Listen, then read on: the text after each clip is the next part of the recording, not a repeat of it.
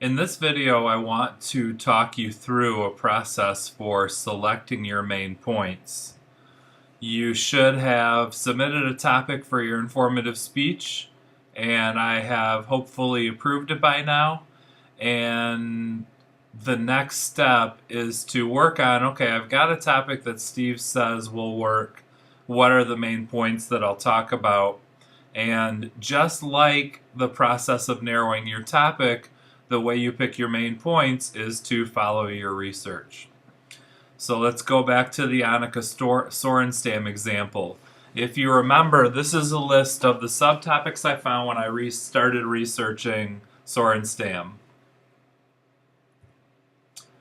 One obvious way to pick main points would be to just say, I'm going to inform the class about Annika Sorenstam, and then pick 3 of the subtopics from the list on the last PowerPoint slide and make those my main points. So, for example, I might decide to talk about main point 1, her junior golf tournaments, main point 2, her college golf experience, and main point 3, what she did on the LPGA Tour.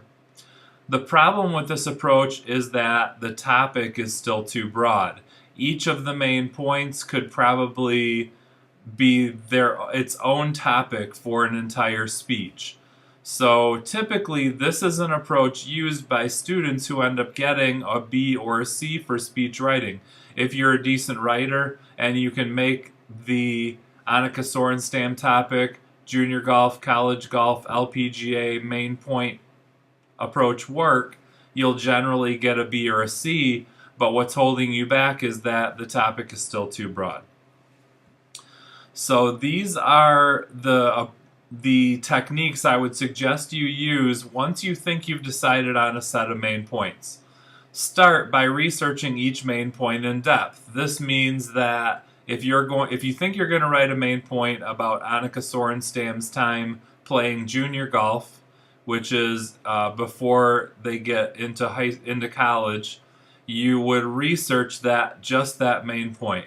And you want to find everything you can about Annika Sorenstam's time playing junior golf. And as it notes on the PowerPoint here, good writing always involves writing way more than what ends up getting used in the final draft. So for each main point, you're going to find as much information as possible, and then you'll write that main point as fully as possible. So Annika Sorenstam's junior golf probably includes some information about how she started playing golf. Did her father get her involved? Was it her mother? Was it a sibling? And then it might involve who did she first take lessons from to learn to get better at golf. It might include a story about her first golf tournament, what age she was at, how did she do, etc. Then it might include information about her playing in the AJGA, which is the American Junior Golf Association, which is basically like a national tour for kids who play golf. So you can see there's all this information. What kind of equipment did she play with when she was a junior? And so once you've written that main point and kind of mapped out everything you have about her junior golf career, you might find out that, for example, if you wrote just a main point about all of her accomplishments on the LPGA Tour, you might have a 5 to 10 page main point.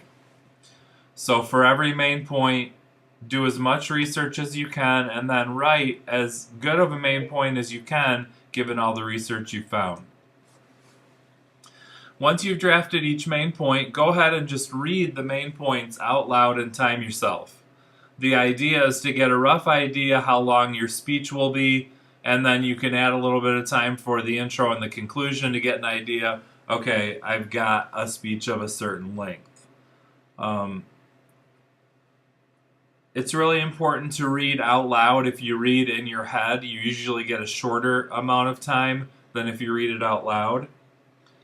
And so what will happen is if you read the speech out loud and it takes 3 minutes and you add a minute for the intro and conclusion, that's 4 minutes. That's the absolute minimum time limit for the informative speech.